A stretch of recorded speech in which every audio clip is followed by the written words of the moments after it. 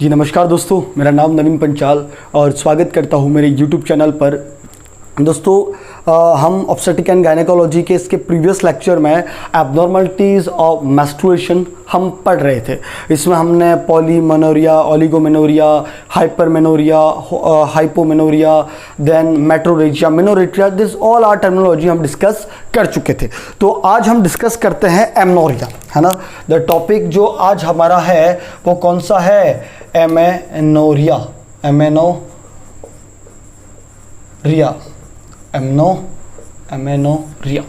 Okay, A for क्या होता है? अब्सेंट। जहां पे भी ए लगता है इसका मतलब क्या है? अब्सेंट। मतलब यहां पे इसकी अगर मैं डेफिनेशंस की बात करूं तो इसकी डेफिनेशंस क्या बनती है?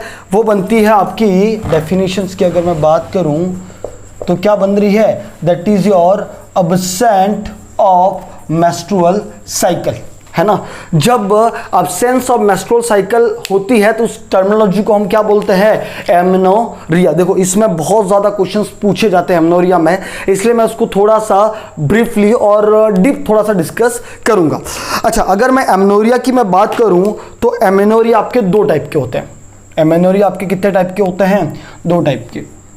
देखो यार, इसके बहुत सारी बुकों में अलग अलग क्लासिफिकेशन दे रखे हैं, लेकिन मुझे जो सबसे ज़्यादा सही लगा जिससे आपके कंसेप्ट क्लियर होंगे, है ना, तो वो मैं यहाँ पे डिस्कस करने जा रहा हूँ, है ना। तो जो पहला है type that is your primary amenorrhoea, और दूसरा जो है वो है आपका secondary amenorrhoea,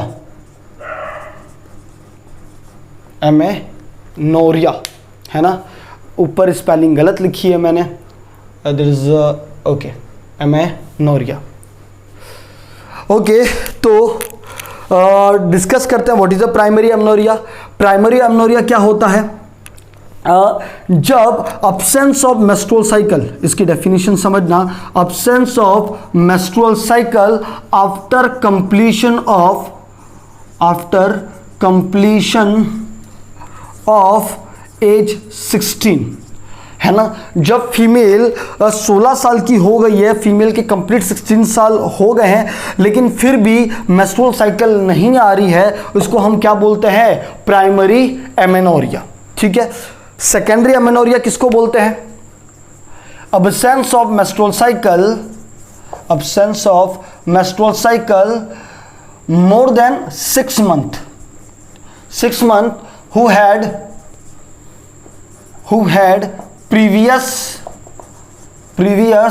normal menstrual cycle, ठीक है। समझना क्या होता है absence of menstrual cycle more than 6 month, मतलब 6 महीने हो गए, 6 महीनों तक भी मेंस्ट्रुअल साइकिल नहीं आई है, लेकिन पहले मेंस्ट्रुअल साइकिल नॉर्मल फीमेल में चल रहे थे। भाई पहले नॉर्मल चल रहे हैं, लेकिन अब 6 महीने होने के बाद भी पीरियड्स मेंसेस नहीं आए हैं, इसको हम क्या बोलते हैं? Secondary amenorrhoea. अच्छा, इसके लिए एक बहुत अच्छा सा क्वेश्चन और पूछा गया था। इसकी एक तो डेफिनेशन ये है, दूसरी डेफिनेशन जो नहीं है जिस पे क्वेश्चन पूछे जाते हैं, अगर मोर देन 3 साइकिल, अगर किसी फीमेल की 3 साइकिल से ज़्यादा मेंसेस नहीं आए हैं, उसको भी क्या बोलते हैं? सेकेंडरी एमेनोरिया, ठीक है। अब हम दोनों को एक एक करके डिस्कस करते हैं कि भाई क्या प्राइमरी एमेनोरिया होता है, क्या सेकेंडरी एमेनोरिया होता है। तो फर्स्ट हम प्राइमरी एमेनोरिया करते हैं। इसका कॉज, सबसे पहले हम क्या डिस्कस करेंगे? इसके कॉज के बारे में। इसका जो बहुत इंपॉर्टेंट, बहुत बार एग्जाम में क्वेश्चन पूछा गया है, इसका मोस्ट कॉमन कॉज क्या है? प्राइमरी एमेनोरिया का मोस्ट कॉमन कॉज क्या है? तो क्या है? That is your Turner syndrome. देखो यार, यहाँ पे ये क्वेश्चन तो पूछा ही गया, लेकिन बहुत बार एग्जाम में इस टर्नर सिंड्रोम के बारे में भी पूछा गया है, बहुत बार। क्या होता है टर्नर सिंड्रोम, क्या उसकी क्रोमोसोमल नंबर्स क्या होते हैं, है ना। इसको समझते हैं थोड़ा मैं इसमें जा रहा हूँ। इसको समझने से पहले थोड़ा सा आपको क्रोमोसोम समझने पड़ेंगे, इन नॉर्मल ह्यूमन बॉडी आपके 46 क्रोमोसोम्स होते हैं इन नंबर। 46 क्रोमोसोम में ये दो टाइप में बटे होते हैं। पहला ऑटोसोम्स, ऑटोसोम्स, और दूसरा होता है सेक्स क्रोमोसोम। देखो यार मेरी स्पेलिंग गलत हो सकती है, वहां पे ध्यान मत देना, आपको ध्यान देना है कंटेंट पे, है ना। ऑटोसोम्स होते हैं आपके 44, जो सब में सेम होते हैं, है ना, 44 क्रोमोसोम या 22 स्क्वायर बोल दो। सेक्स क्रोमोसोम अगर मेल है तो XY है, और फीमेल है तो क्या है XX। तो 44 ये और 2 ये, तो टोटल कितने बन जाते हैं आपके 46 क्रोमोसोम। ठीक है, इन्हीं क्रोमोसोम में जब एबनॉर्मलिटीज होती है जिसको हम बोलते हैं क्रोमोसोमल एबनॉर्मलिटी, है ना, तो यहां पे डिस्कस करते हैं, इसको मैं यहां तक कर लेता हूं, क्रोमोसोमल एबनॉर्मलिटी, क्रोमोसोमल एबनॉर्मलिटीज। मैं आपको यह बताना चाह रहा हूं कि टर्नर सिंड्रोम क्या होता है और टर्नर सिंड्रोम की वजह से एमेनोरिया कैसे हो रहा है ना। क्रोमोसोमल एबनॉर्मलिटीज मेनली निम्न प्रकार की होती है। पहला आप देखो ट्रिप्लॉइडी, टेट्राप्लॉइडी, ट्राइसोमी, मोनोसोमी,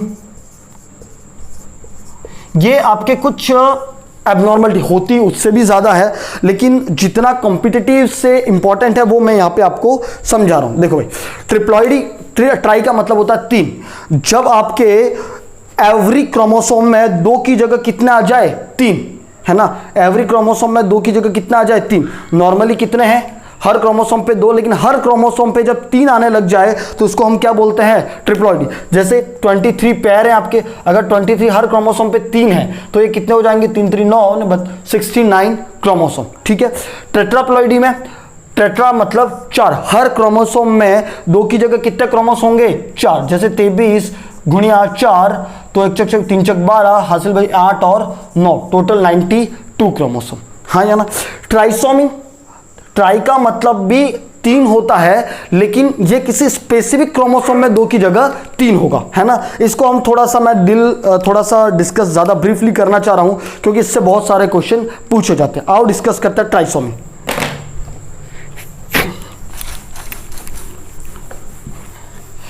तो चलिए अब डिस्कस करते हैं ट्राइसोमी, है ना। ट्राइसोमी का मतलब क्या है कि भाई किसी किसी क्रोमोसोम पे 2 की जगह कितने आ गए 3, है ना। तो थोड़ा सा इसके लिए क्वेश्चन पूछे जाते हैं। वही आपके 2 तरीके के क्रोमोसोम्स है, आइदर ऑटोसोम्स है आइदर सेक्स क्रोमोसोम है ना। ठीक है, ऑटोसोम जो होते हैं, ऑटोसोम्स में 3 तरह की ट्राइसोमी हो सकती है। अभी आपकी चल रही है ट्राइसोमी। अगर आप नोट्स बना रहे हैं और अभी आप कंबाइंड एम्स का पेपर की प्रिपरेशन कर रहे हैं तो ये आपके लिए बहुत अच्छा इंपॉर्टेंट हो सकता है। 13वें पे हो सकता है, 18वें पे हो सकता है और 21वें पे हो सकता है, 2 की जगह 3, है ना। इसको बोलते हैं, इसको क्या बोलते हैं, अगर 13वें क्रोमोसोम पे 2 की जगह 3 क्रोमोसोम हो गए तो उसको क्या बोलते हैं पेटाउ सिंड्रोम। अगर 18वें पे हो रहा है तो उसको हम क्या बोलते हैं एडवार्ड सिंड्रोम, एडवार्ड सिंड्रोम। और वेरी वेरी इंपॉर्टेंट, अगर 21वें क्रोमोसोम पे 2 की जगह 3 हो गए हैं तो उसको आपको सबको पता है क्या बोलते हैं डाउन सिंड्रोम। ये आपके 1 लाइनर में बहुत बार एग्जाम में क्वेश्चन पूछा गया, है ना। ये आपके ऑटोसोम में है। सेक्स क्रोमोसोम में समझते हैं, अगर सेक्स क्रोमोसोम में 2 की जगह 3 हो जाए, ये भी क्वेश्चन बहुत बार एग्जाम में पूछा गया है, जिसको बोलते हैं क्लीनफेल्टर सिंड्रोम, जिसको क्या बोलते हैं क्लीनफेल्टर सिंड्रोम। लेकिन यहां पे जो क्वेश्चन पूछा जाता है वो समझना, यहां पे क्वेश्चन पूछा जाता है इसके क्रोमोसोमल नंबर पे कैसे होता है। तो उसका क्रोमोसोमल नंबर आपको याद रखना है, या तो ऐसे हो सकता है 47XXY। आपको एग्जाम में 4 ऑप्शन दिए जाएंगे, 47XYY, 45XXY। लेकिन आपको क्लिक किस पे करना, जब आप में ये ऑप्शन में देखिए 47 ब्रैकेट में XXY, है ना। यहाँ पे 2 की जगह 3 हो गए तो 46 की जगह क्या बढ़ जाएगा 47, और जो क्रोमोसोमल रहेगा वो एक्स्ट्रा X मिलेगा आपको, है ना। दैट इज, ये वही वाले लोग होते हैं जिनमें थोड़े से फीमेल वाले फीचर्स होते हैं, ठीक है। That is your sex chromosome, जिसको बोलते हैं क्लीनफेल्टर सिंड्रोम, हाँ या ना। अब हम बढ़ते हैं, जो हमें बहुत ज्यादा अभी काम है, that is your monosomy. Monosomy. अब इसको थोड़ा सा ध्यान से समझिएगा, तभी आप प्राइमरी एमेनोरिया को कंसेप्ट को समझ पाएंगे।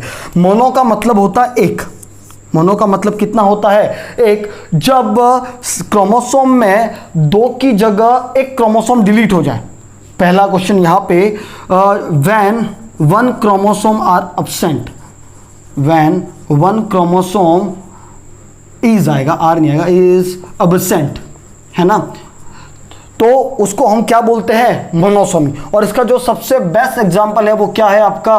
Turner syndrome. पहला क्वेश्चन, ऐसा कौन सा ये ESIC में 2-3 बार पूछा गया है कि ऐसी कौन सा सिंड्रोम है जिसमें एक क्रोमोसोम आपको क्या मिलता है? एब्सेंट। तो आंसर क्या जाएगा? Turner syndrome. चूंकि एक एब्सेंट है तो इसका क्रोमोसोम नंबर बहुत बार पूछते हैं, तो क्या होता है? 45X0, है ना, ये वाला क्रोमोसोम नहीं होता है, एब्सेंट होता है। ठीक है, अब यहीं से आपको समझना है, क्योंकि आप समझना, अगर एक कंप्लीट फीमेल बननी थी तो क्रोमोसोम नंबर कितने होने चाहिए? 46XX होने चाहिए। ये जो यहाँ पे जो डिलीट हो गया वो X यहाँ पे होना चाहिए, लेकिन अभी वो यहाँ पे X है नहीं, तो this is not complete female, ये पूरी फीमेल नहीं है, X के एब्सेंट होने की वजह से। अब बात को समझना, चूंकि एक X के एब्सेंट होने की वजह से इसमें कंप्लीट फीमेल वाले फीचर्स नहीं आते। इसकी वजह से इसमें जो मेन क्लिनिकल फीचर्स देखने को मिलता है वो क्या मिलता है? Gonadal dysgenesis. आपके जो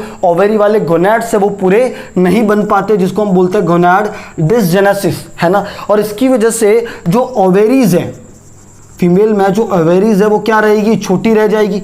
क्योंकि गोनेडल डिसजेनेसिस है, ओवेरी स्मॉल है, तो फॉलिकल्स इतने मैच्योर नहीं हो पाएंगे। फॉलिकल मैच्योर नहीं हो पाएंगे तो ओवुलेशन नहीं हो पाएगा। पॉइंट टू बी नोटेड, क्या नहीं हो पाएगा? ओवुलेशन। तो उसको हम बोलते हैं अनओवुलेशन, अनओवुलेशन। क्योंकि ओवुलेशन नहीं हो रहा, सेकेंडरी ओसाइट रिलीज नहीं हो रहा है, तो मेंसेस भी कैसे आएंगे? जिसकी वजह से क्या मिलता है? एमेनोरिया। और इस यही कॉज क्या है आपका? प्राइमरी एमेनोरिया का, हाँ या ना।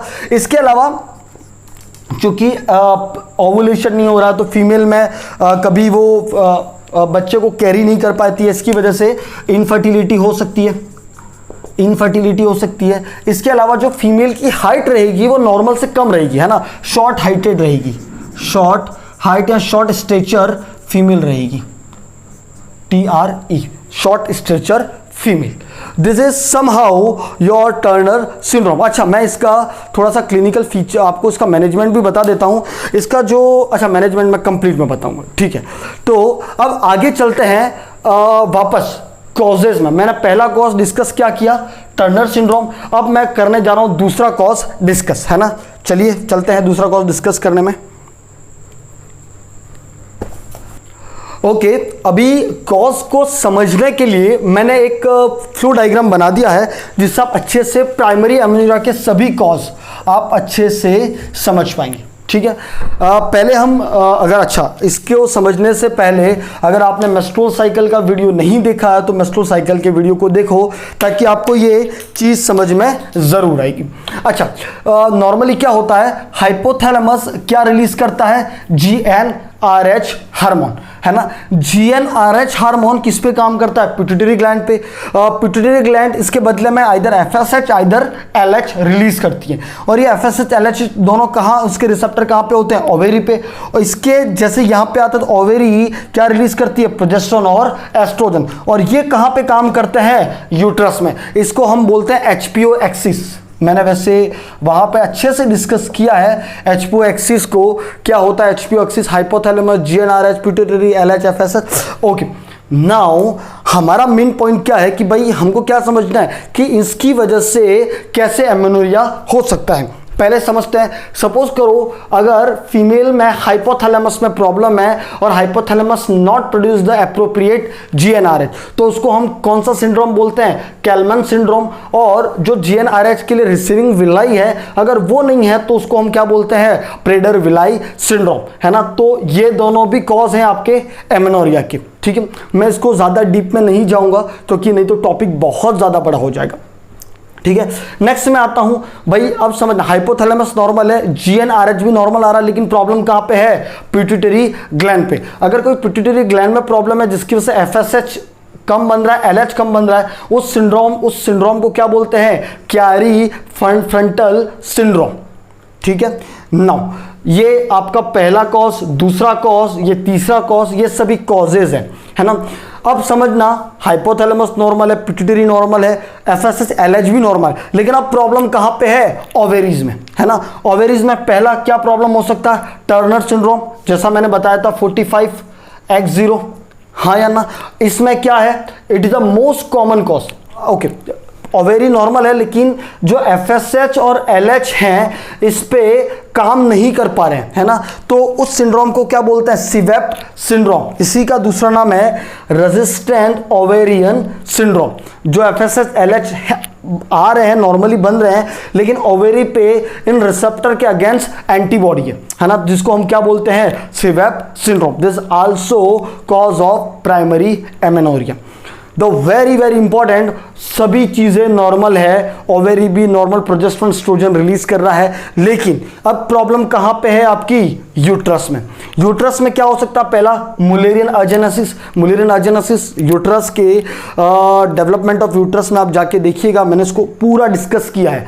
मुलेरियन अजेनेसिस, जिसको mayor Rokitansky Kuster Hauser syndrome भी कहते हैं, उसमें होता क्या है? आपका यूट्रस आइदर बनता ही नहीं है, पहली चीज ये हो सकती है, यस मुलेरियन अजेनेसिस, जिसमें आपका यूट्रस बनता ही नहीं है, फैलोपियन ट्यूब नहीं बन पाती। तो भाई आगे से कितनी भी गणित अच्छी हो, आगे से प्रोजेस्टेरोन एस्ट्रोजन भी आ रहा है, लेकिन ये हार्मोन को काम कहाँ करना है? यूट्रस में। अगर यूट्रस ही नहीं है तो मेंसेस आएंगे नहीं, जिसको हम किस कॉज में गिनते हैं? Primary amenorrhoea. और my dear friends, it is the second most common cause of primary amenorrhoea. ठीक है, एक और यहां पे मैंने लिख रखा है टेस्टिकुलर फेमिनाइजिंग सिंड्रोम। क्या होता है टेस्टिकुलर फेमिनाइजिंग सिंड्रोम? ये आपका जो यूट्रस है, यूट्रस में एंड्रोजन ज़्यादा रिलीज होने लगता है, और एंड्रोजन ज़्यादा रिलीज, वैसे मैं इसको बहुत अच्छे से डील करूंगा, है ना, अगर मैं इन डिसऑर्डर के बारे में सेपरेट लेक्चर डिस्कस करेंगे तब मैं इनको अच्छे से समझाऊंगा, है ना। लेकिन जो थर्ड मोस्ट कॉमन कॉज है, that is your testicular feminising syndrome. ठीक है, ये सभी हैं आपके प्राइमरी एमेनोरिया के कॉज। ठीक है, most common cause that is a Turner syndrome, second most common cause that is the Mullerian agenesis. अगर ये ऑप्शन में नहीं होगा तो क्या मिलेगा आपको? Mayer Rokitansky Kuster Hauser syndrome, MRKH syndrome. ठीक है, और third most common cause that is the testicular feminising syndrome. आओ चलते हैं इसके मैनेजमेंट में।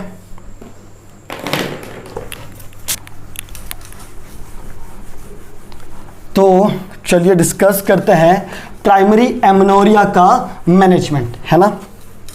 दोस्तों ये सभी आपके क्वेश्चंस हैं एग्जाम के, है ना। मेरी एक बात तो तय है कि यहाँ पे पढ़ने के बाद आपको कोई और बुक खंगेलने की ज़रूरत नहीं है। ओके, चलते हैं मैनेजमेंट में। मैनेजमेंट पे आप समझना, जो मोस्ट कॉमन कॉज था इसका टर्नर सिंड्रोम, जो उसका मोस्ट कॉमन कॉज था टर्नर सिंड्रोम, इसके लिए जो बेस्ट ट्रीटमेंट है वो क्या है? Combination of oestrogen and progesterone hormone. ये प्लस है ना, एस्ट्रोजन एंड प्रोजेस्टेरोन हार्मोन हम कॉम्बिनेशन में चलाते हैं। ये ट्रीटमेंट किस में है? टर्नर सिंड्रोम में। अगर क्रोमोसोमल एबनॉर्मलिटीज है, अगर स्ट्रक्चरल एबनॉर्मलिटीज जैसे मुलेरियन अजेनेसिस वाला था, है ना, मुलेरियन अजेनेसिस जो हमारा सेकंड मोस्ट कॉमन कॉज था, मुलेरियन अजेनेसिस, उसके लिए क्या करते हैं? वेजाइनल कंस्ट्रक्टिव सर्जरी करते हैं। सर्जिकली एक मैनेजमेंट है, इससे अलावा कोई मैनेजमेंट नहीं है, और उसमें जो मैनेजमेंट करते हैं वो क्या करते हैं? Vaginal reconstructive surgery, reconstructive surgery. ठीक है, तो ये दोनों मेन मैनेजमेंट है, दो मेन कॉज थे प्राइमरी के टर्नर सिंड्रोम और मुलेरियन अजेनेसिस। आओ चर्चा करते हैं अब सेकेंडरी एमेनोरिया। चलिए, तो अब हम डिस्कस करने वाले हैं सेकेंडरी एमेनोरिया। चूंकि मैं पहले ही बता चुका what is the secondary amenorrhoea, भाई absence of menstrual cycle more than 6 month, 6 महीनों से ज्यादा हो गए हैं लेकिन मेंसेस नहीं आए हैं, उसको हम क्या बोलते हैं? Secondary amenorrhoea. इसी में मैंने दूसरी डेफिनेशन आपको बताई थी कि भाई more than 3 cycle, more then 3 में भाई 3 मेंस्ट्रुअल साइकिल से ज्यादा, है ना भाई, 3 साइकिल पहले आई हुई थी, अब 3 साइकिल से ज़्यादा मिस हो गई है ना। अभी 3 कंटिन्यूस, जैसे सपोज कर उसको ऐसे समझ सकते हैं आप कि भाई पहले जो साइकिल आई होगी वो 1 जनवरी को आई होगी, अब 2 जनवरी भी निकल गई, 3 जनवरी, अब 3 साइकिल आपकी मिस हो गई है ना। तो उसको भी हम क्या बोलते हैं, सेकेंडरी एमेनोरिया। सेकेंडरी एमेनोरिया आपका 2 टाइप का हो सकता है, फिजियोलॉजिकल हो सकता है और पैथोलॉजिकल हो सकता है। फिजियोलॉजिकल का मतलब क्या है कि भाई यहाँ पे कोई पैथोलॉजी, एब्सेंट ऑफ पैथोलॉजी, कोई पैथोलॉजी यहाँ पे नहीं होती है। नॉर्मल फिजियोलॉजी की वजह से 6 महीने से ज़्यादा मेंसेस नहीं आते। जैसे किसमें नहीं आती, प्रेगनेंसी में 9 मंथ्स से नहीं आते, मतलब 6 मंथ से ज़्यादा है। अगर फीमेल एक्सक्लूसिव ब्रेस्ट फीडिंग करवा रही है तो उसमें भी 6 महीने तक नहीं आती, इन द सेंस लैक्टेशन। और मेनोपॉज जब कंप्लीट सिजेशन हो जाता है तो उसमें भी 6 महीनों से फिर तो आते ही नहीं है, दैट इज योर मेनोपॉज। तो ये है आपका फिजियोलॉजिकल सेकेंडरी एमेनोरिया। यहाँ से क्वेश्चन नहीं आते हैं, आपके क्वेश्चंस आते हैं यहाँ से, है ना। अब समझिएगा what is the pathological secondary amenorrhoea. यहाँ पे प्रेजेंट ऑफ पैथोलॉजी, कोई ना कोई पैथोलॉजी यहाँ पे आपकी प्रेजेंट होती है, ठीक है। अब इसका जो मोस्ट कॉमन कॉज है, किसका, पैथोलॉजी सेकेंडरी एमेनोरिया का जो मोस्ट कॉमन कॉज है दैट इज योर पीसीओडी। ये आपके एग्जाम में बहुत बार इसका क्वेश्चन पूछा जाता है। मोस्ट कॉमन कॉज, पहला आपका question secondary amenorrhoea, pathology amenorrhoea का मोस्ट कॉमन कॉज क्या है, पीसीओडी। इसी को बोलते हैं पीसीओएस। क्या मतलब है, polycystic ovarian disorder, polycystic ovarian syndrome. आओ चर्चा करते हैं कि भाई कैसे पीसीओडी की वजह से एमेनोरिया, सेकेंडरी एमेनोरिया या पैथोलॉजिकल एमेनोरिया होता है। फर्स्ट ऑफ ऑल इसके दूसरे नाम, अभी एम्स में इसका दूसरा नाम पूछा गया था, इसके जो अदर्स नेम हैं वो क्या है, स्टेन लेवेंटाइल सिंड्रोम। पहला स्टेन लेवेंटाइल सिंड्रोम। क्यों स्टेन लेवेंटाइल सिंड्रोम, क्योंकि 2 फिजिशियन थे जिसने इनको खोजा था, उन्हीं के नाम से इसका नाम रखा गया था, that is the Stein Leventhal syndrome. इसका दूसरा नाम क्या है, पर्ल, ये ARL है ना, Perl necklace syndrome. Pearl necklace syndrome मतलब पर्ल का मतलब मोती होता है, मोतियों के हार वाला सिंड्रोम, है ना। ऐसा नहीं है, मोतियों के हार वाला सिंड्रोम ऐसा नहीं है। लेट्स थोड़ा समझा देता हूँ। सपोज करो दिस इज योर ओवेरी, है ना, दिस इज ओवेरी। यहाँ पे जो फॉलिकल्स हैं वो स्टोन लाइक में अरेंज हो जाते हैं, लाइक दैट, है ना। तो आप देखोगे कि जैसे ओवेरी ने मोतियों की माला पहनी है ना, that's why it's called Perl necklace syndrome, है ना। अब होता क्या है, चूंकि फॉलिकल्स हार्ड हो चुकी है, स्टोन हो चुकी है, तो दे रिलीज द एंड्रोजन। वो क्या रिलीज करने लग जाती है, एंड्रोजन। बहुत ज़्यादा एंड्रोजन रिलीज होता है, इसी वजह से इसका तीसरा नाम है हाइपर एंड्रोजेनिक सिंड्रोम। देखो भाई 3 नाम हो गए इसके, है ना। एक तो हो गया आपका Stein Leventhal syndrome, pearl necklace syndrome और हाइपर एंड्रोजेनिक सिंड्रोम। नाउ अभी जो आपकी सब प्रॉब्लम अराइज होती है वो किसकी वजह से होती है, एंड्रोजन की वजह से, बढ़े हुए एंड्रोजन। चूंकि एंड्रोजन बढ़ा हुआ है तो फीमेल में जो क्लिनिकल फीचर्स आएंगे वो कैसे आएंगे, फीमेल में बहुत ज़्यादा हेयर ग्रोथ होती है ना, मेल लाइक हेयर ग्रोथ होती है, जिसको बोलते हैं हम हिर्सुटिज्म, है ना। बहुत ज़्यादा दाढ़ी मूछ आने लग जाती है, हर जगह हेयर ग्रोथ होने लगती है, किसकी वजह से, एंड्रोजन की वजह से, ठीक है। इसके अलावा चूंकि ये फॉलिकल्स के FSH जो आ रहा है वो इस पे काम करेगा ही नहीं, है ना, तो फॉलिकल मैच्योर नहीं होगी, फॉलिकल मैच्योर नहीं होगी तो ओवुलेशन नहीं होगा, जिसको हम क्या बोलते हैं, अनओवुलेशन। क्योंकि ओवुलेशन नहीं होगा तो माय डियर फ्रेंड क्या होगा, एमेनोरिया। और कौन सा एमेनोरिया होगा, सेकेंडरी पैथोलॉजिकल एमेनोरिया। डिजीज है, इसी वजह से हम क्या बोल रहे हैं, पैथोलॉजिकल। नाउ इसी वजह से इनफर्टिलिटी हो सकती है ना, इनफर्टिलिटी हो सकती है। The very very very important जो इस समय देखने को मिलता है दैट इज योर अकैंथिकस